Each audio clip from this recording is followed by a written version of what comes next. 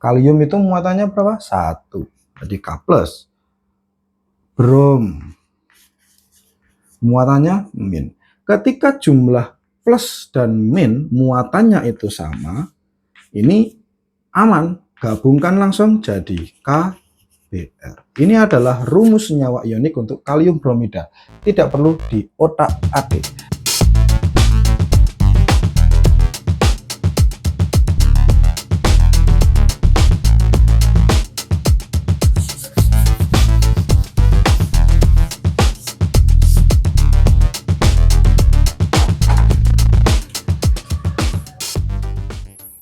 Halo teman-teman semua, selamat datang kembali di Baru Belajar.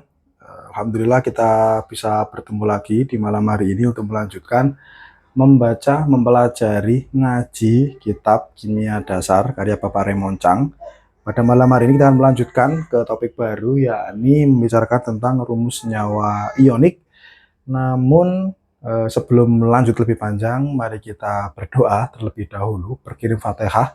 Yang pertama kepada kedua orang tua kita, yang kedua kepada guru-guru kita, dan yang ketiga kepada Bapak Raymond Chang sebagai penulis buku yang kita baca.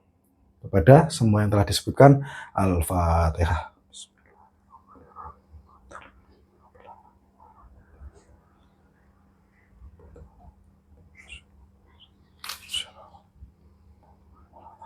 Amin. Malam hari ini kita akan berbicara topik baru setelah minggu lalu dan 2 minggu yang lalu kita bicara rumus kimia. Ini sekarang kita akan bicara tentang rumus, masih disebut rumus kimia sih, tapi khusus untuk senyawa ionik. Jadi kita akan bicara tentang rumus senyawa yang ikatannya itu dibentuk secara ionik. Kalau bisa dibilang bahwa 2 minggu yang lalu dan minggu yang lalu itu berarti molekul-molekul yang dijadikan contoh itu adalah senyawa-senyawa yang menggunakan ikatan kovalen dalam membentuk molekul itu. Nah, sekarang kita akan spesifik bicara hanya dengan molekul-molekul yang ikatannya itu dibentuk secara ionik. Ikatan ionik adalah sebuah ikatan yang dibentuk antara kation dan anion. Jadi interaksi elektrostatik antara atom atau molekul yang bermuatan negatif dan atom atau molekul yang bermuatan positif secara elektrostatik, dan itulah ikatan ionik. Oke. Diawali dengan sebuah kalimat bahwa rumus senyawa ionik biasanya.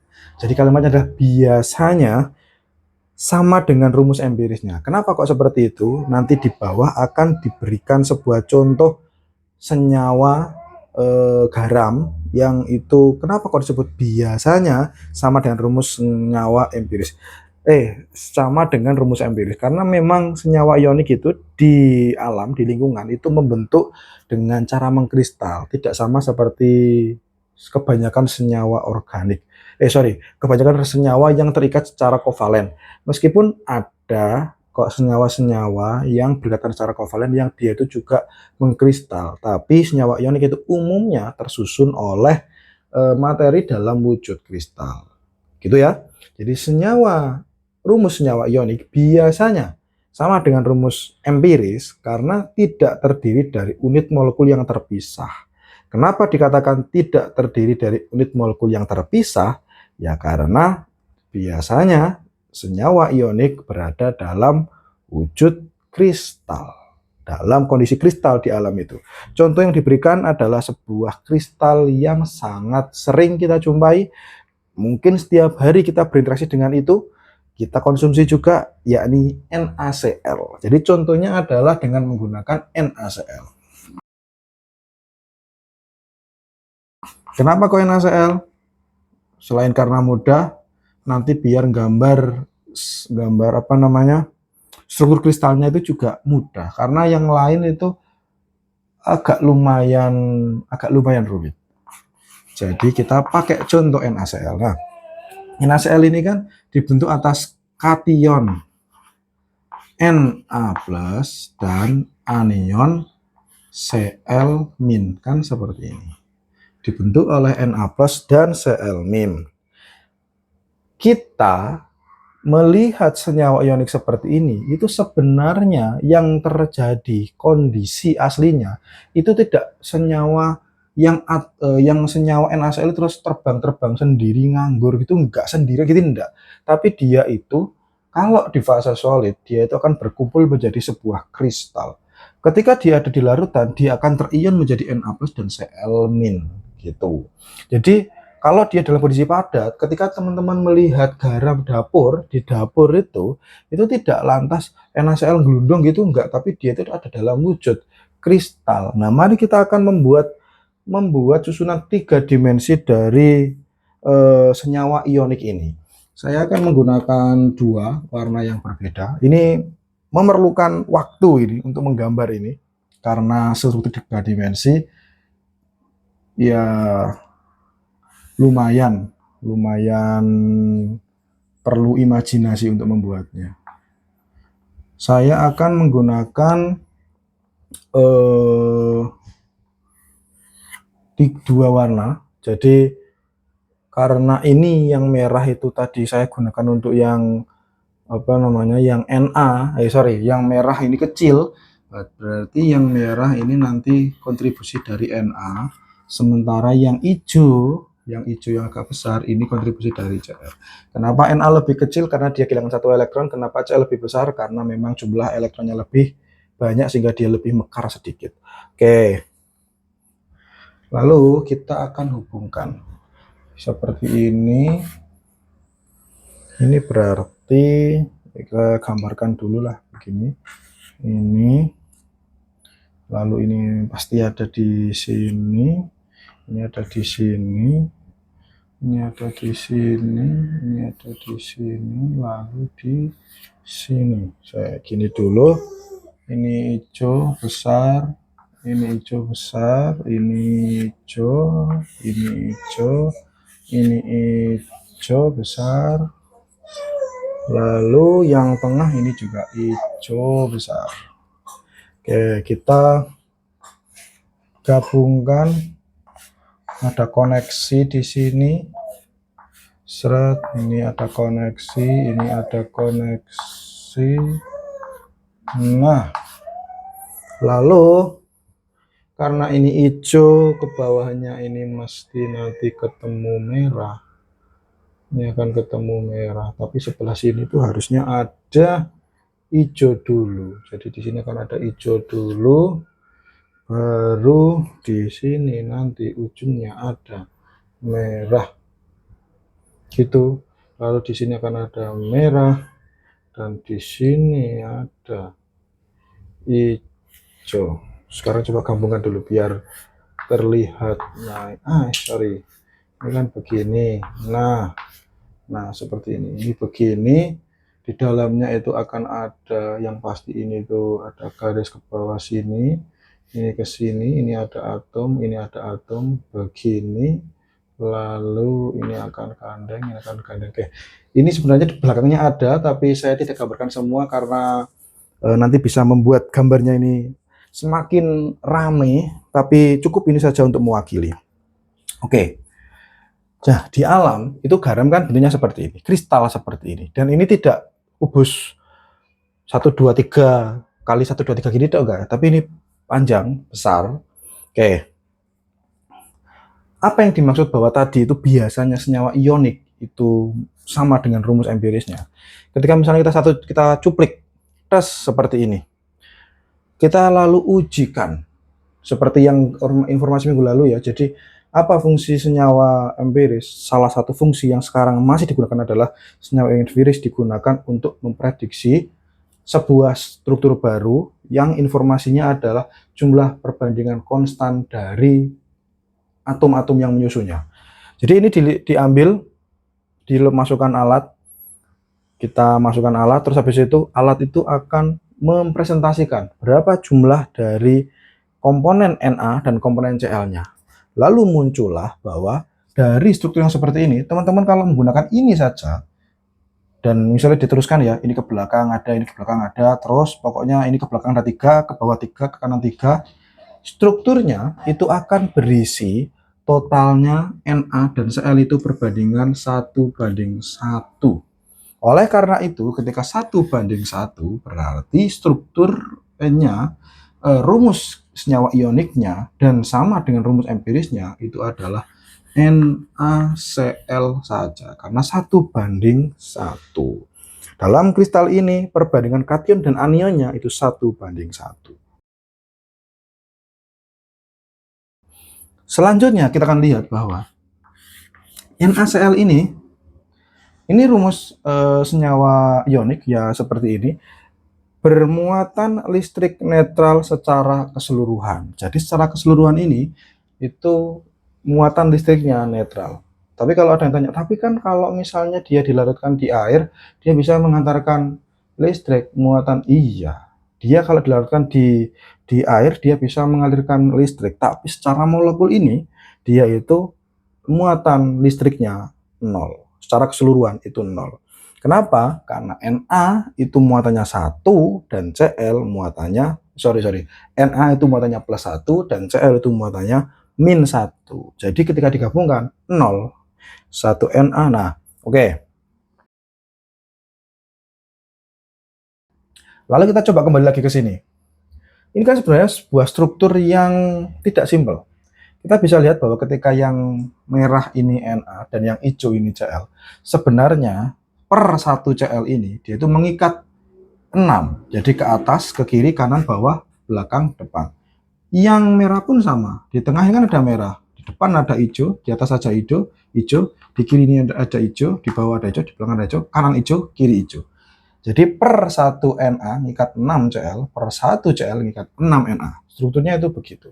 Nah, seketika dijumlahkan itu tadi, bahwa secara rumus empiris itu perbandingannya 1:1.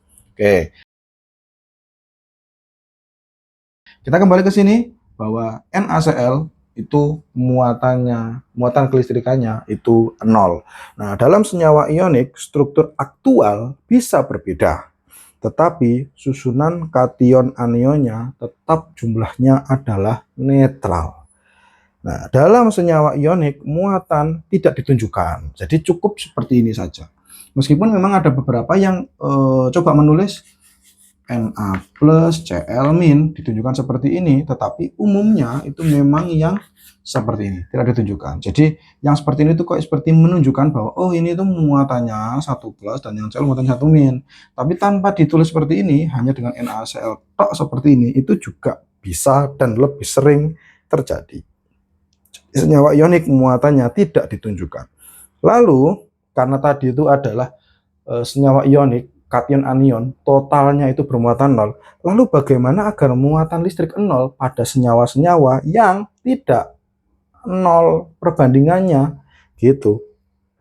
Jadi caranya gimana? Kita harus menyeimbangkan jumlah muatan yang dikandung oleh atom pertama dan jumlah muatan yang dikandung oleh atom kedua, atau jumlah muatan yang dikandung kation dan jumlah muatan yang dikandung anion. Kita harus seimbangkan itu. Bisa dengan, kalau muatan itu kan relatif di alam akan sama. Misalnya Cl itu kan ya -1. Kalau O itu ya -2. Kalau Na itu 1. Lalu apa yang diubah? Subscript atau jumlah molekulnya. Itu yang nanti digunakan untuk menyeimbangkan agar apa? Agar secara keseluruhan muatan kelistrikannya itu 0. Jumlah muatan kation anion itu kan harus 0. Jika muatan beda, angka subscript kation angka subscriptnya itu yang akan diotak-atik. Sekarang contoh yang nomor 1. Kita akan punya molekul kalium bromida.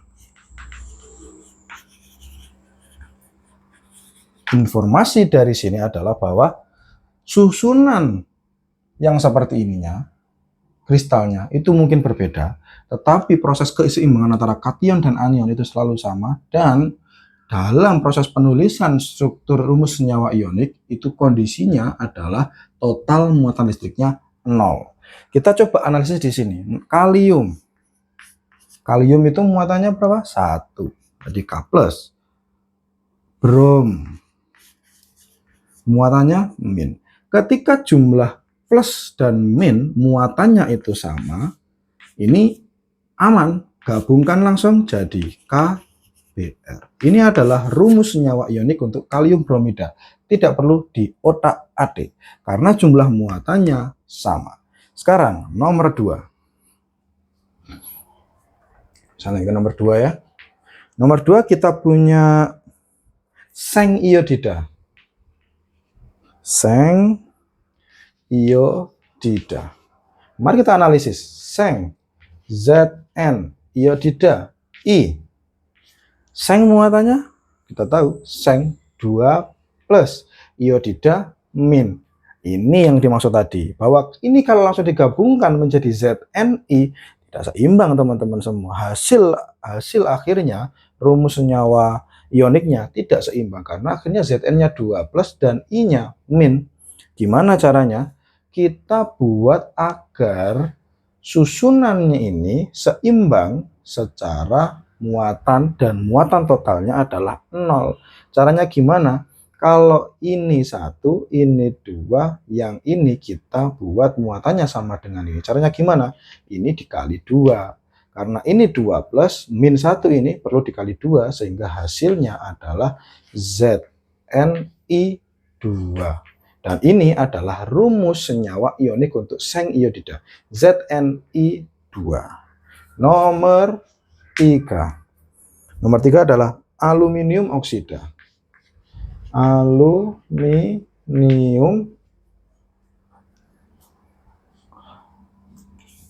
oksida. Al dan O. Al muatannya 3 plus. O muatannya 2 min. Gimana caranya seperti ini?